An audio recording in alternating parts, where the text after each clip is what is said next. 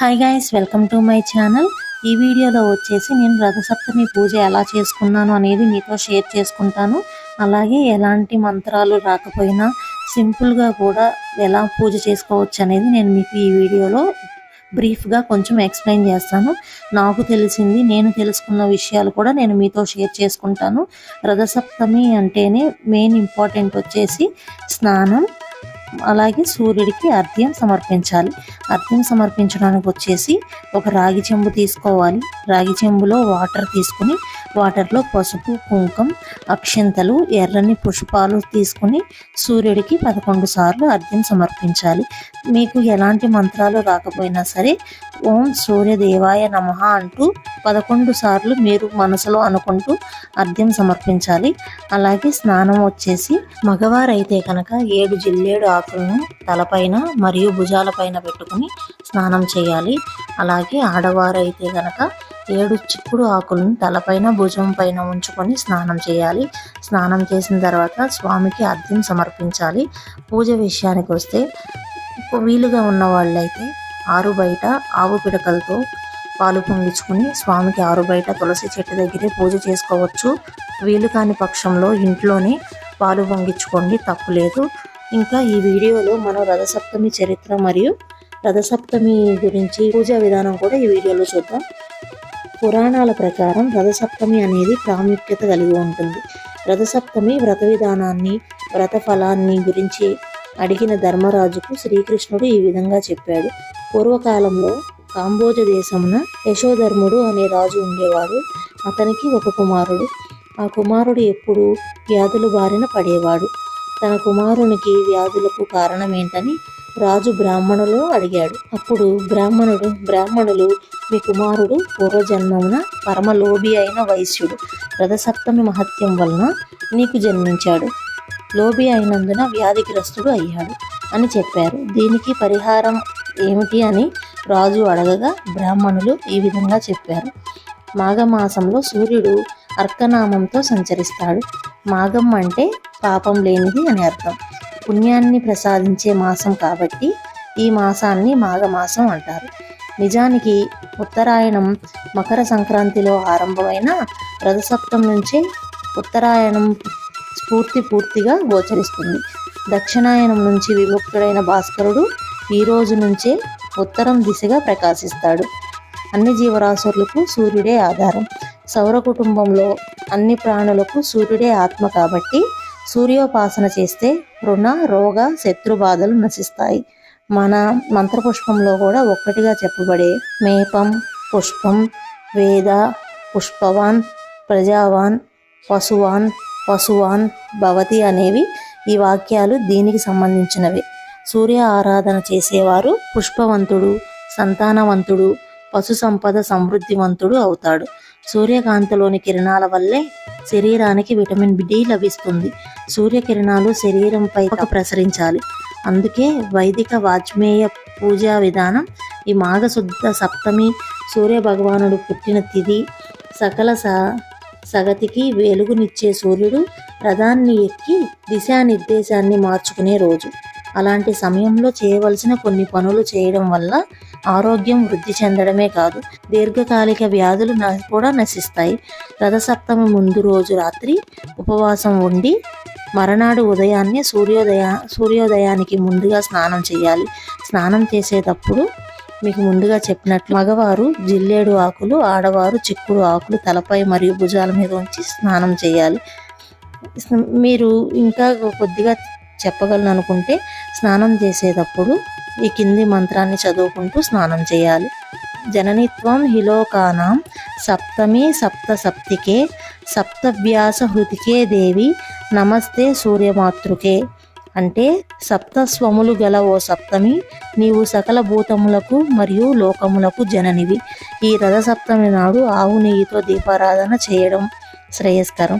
మన పెద్దవాళ్ళు రథసప్తమి రోజు ఆరు బయట అనగా సూర్యకిరణాలు పడే చోట తూర్పు దిక్కున తులసి కోట పక్కగా ఆవు పేడతో అలికి దానిపై వరిపిండితో ముగ్గు వేసి పొయ్యి పెట్టి ఆవు పేడతో చేసిన పిడకలను అంటించి ఆవు పాలు పొంగించి ఆ పాలల్లో కొత్త బియ్యం, బెల్లం, నెయ్యి వేసి పరమాన్నం చేయాలి. మరొక విషయం ఏంటంటే రథసప్తమి రోజు వండే బియ్యాన్ని మనం కడగకూడదు. కొంచెం టిష్యూతో కానీ పేపర్తో కానీ టవల్తో కానీ రబ్ చేస్తే దానిపైన ఉన్న డస్ట్ పోతుంది. అప్పుడు కొంచెం ఆవు నెయ్యి చుక్క వేసి ఆ బియ్యానికి పట్టించి ఆ బియ్యంతోనే మనం పొంగలి వండాలి. అలానే ఈ పొంగలి గిన్నెని మనం గరిటెతో పొంగలి కదపకూడదు, చెరుకు గడ వాడాలి. మనకి ఎక్కడైతే సూర్యకిరణాలు పడతాయో అక్కడ బయట పొయ్యి కానీ కుంపటి కానీ పెట్టుకుని పాలు పొంగించుకోవాలి. పాలు పొంగించుకొని బెల్లం నైవేద్యం పెట్టుకోవాలి. మీరు ఎప్పుడూ తినని విధంగా అలా అదేంటో కానీ అంత కమ్మగా ఉంటుందండి ఈ సూర్యుడికి మనం చేసే నైవేద్యం.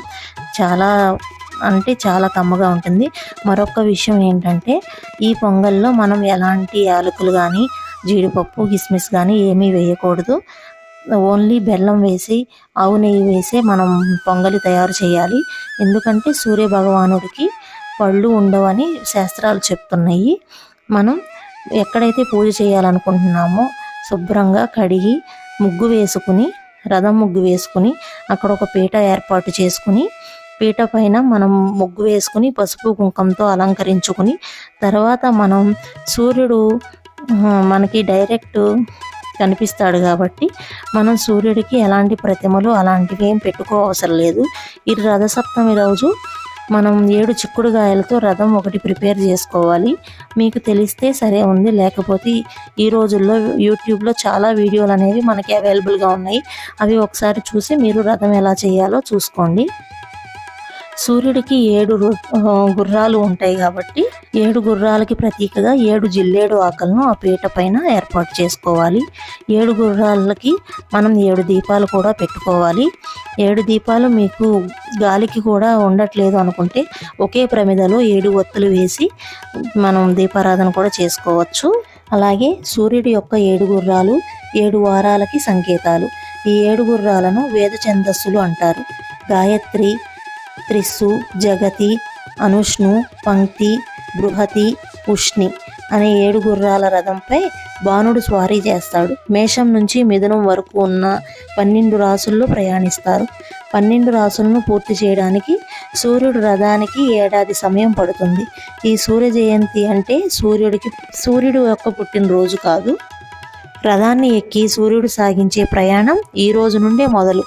ఒక్కొక్క రాశిలో 30 రోజులు.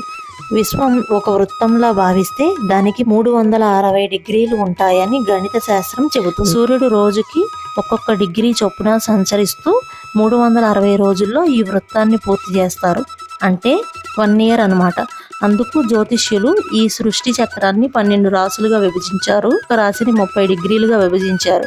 సూర్యుడు ఒక్కొక్క రాశిలో సంచరించే కాలాన్ని ఒక మాసం పరిగణించారు. మనకు కనిపించే సూర్యుడు ఒక్కడే అయినా విశ్వంలో 11 మంది సూర్యుడు ఉన్నట్టు పరిశోధకులు గుర్తించారు. కానీ మన భారతీయులు వేదకాలంలోనే ఈ 12 ఆదిత్యులను కనుగొన్నారు.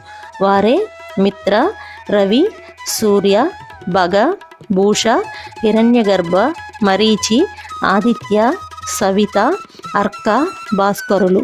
వీరే 12 నామాలకు ఆది దేవతలు. వీరి కారణంగానే 12 రాశులు ఏర్పడ్డాయి. సూర్యుడు ఒక్కొక్క మాసంలో ఒక్కొక్క రాశిలో సంచరిస్తాడు. రథసప్తమి గురించి అలాగే సూర్యభగవానుడి గురించి నేను తెలుసుకున్న ఇన్ఫర్మేషన్ అనేది నేను మీతో షేర్ చేసుకున్నాను. ఇకపోతే నేను ఎలా పూజ చేసుకున్నాను అనే విషయాన్ని నేను మీతో షేర్ చేసుకుంటాను. మనం ఎక్కడైతే పూజ చేసుకుంటున్నామో అనుకుంటున్నామో అక్కడ సూర్యకిరణాలు ప్రసరించాలి. అలాంటి చోట మనం కడిగి ముగ్గు వేసుకుని వీలైతే రథం ముగ్గు వేసుకోండి. సూర్యుడి రథానికి ఎప్పుడు ఒక చక్రం మాత్రమే ఉంటుంది. అలా ఒక చక్రం ఉన్న రథం ముగ్గు వేసుకుని దానిపైన పసుపు కుంకంతో అలంకరించుకుని ఒక పీట ఏర్పాటు చేసుకోవాలి. ఆ పీట పైన 7 చిక్కుడు కాయలతో చేసిన రథాన్ని తయారు చేసుకోవాలి. మీకు ఒకవేళ చిక్కుడుకాయ రథం ఎలా చేయాలో తెలియకపోతే ఈ రోజుల్లో యూట్యూబ్లో చాలా వీడియోస్ అవైలబుల్గా ఉన్నాయి. ఒకసారి చెక్ చేయండి. 7 చిక్కుడుకాయల రథం ఏర్పాటు చేసుకున్న తర్వాత సూర్య భగవానుడు మనకు డైరెక్ట్గా కనిపిస్తాడు కాబట్టి మనం ఎలాంటి ప్రతిమలు వాడాల్సిన అవసరం లేదు. ఒకవేళ మీ దగ్గర సూర్య భగవానుడికి సంబంధించిన ముద్రలు కానీ ఫొటోస్ కానీ ఉంటే పెట్టుకోండి.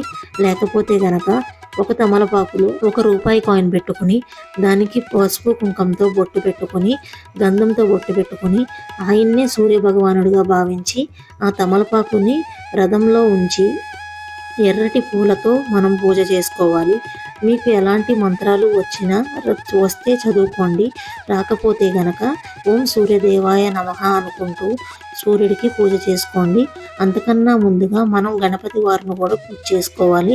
మీకు వస్తే గనక ఆదిత్య హృదయం కూడా చదువుకోండి. లేకపోతే ఓం సూర్యదేవాయ నమః అనుకుంటూ ఆ సూర్య భగవానుడికి ఎర్రటి అక్షింతలు మరియు ఎర్రటి పుష్పాలు సమర్పించుకుంటూ ఓం సూర్యదేవాయ నమః అనుకుంటూ పూజ చేసుకోండి. పూజ చేసుకున్న తర్వాత 7 చిక్కుడు ఆకుల్ని పెట్టుకుని దానిలో పొంగలి రేక్కాయలు పెట్టుకుని సూర్య భగవానుడికి నైవేద్యం సమర్పించాలి. అలాగే మనం ముందుగా ఏర్పాటు చేసుకున్న అర్ఘ్యం కూడా సూర్య భగవానుడికి సమర్పించాలి. రథసప్తమి రోజు పూజ ఎలా చేసుకోవాలో నేను మీకు చెప్పాను కదా. నేను చేసిన దానిలో ఏమన్నా తప్పు కనుక ఉన్నట్లయితే తప్పకుండా నాకు కామెంట్ సెక్షన్లో చెప్పండి. ఈసారి నేను తప్పకుండా సరి చేసుకోవడానికి ప్రయత్నిస్తాను. మీకు కనుక ఈ వీడియో కనుక నచ్చినట్లయితే తప్పకుండా లైక్ చేయండి. అలాగే మన ఛానల్ని సబ్స్క్రైబ్ చేసుకోండి. ఈ వీడియో కనుక ఎవరికైనా షేర్ చేయాలనిపిస్తే నా వీడియోని మీ ఫ్రెండ్స్ అండ్ ఫ్యామిలీ మెంబర్స్తో షేర్ చేసుకోండి. That's it for today video. Thank you for watching. మళ్ళీ వచ్చే వీడియోలో మళ్ళీ కలుద్దాం. Until then take care. Bye bye.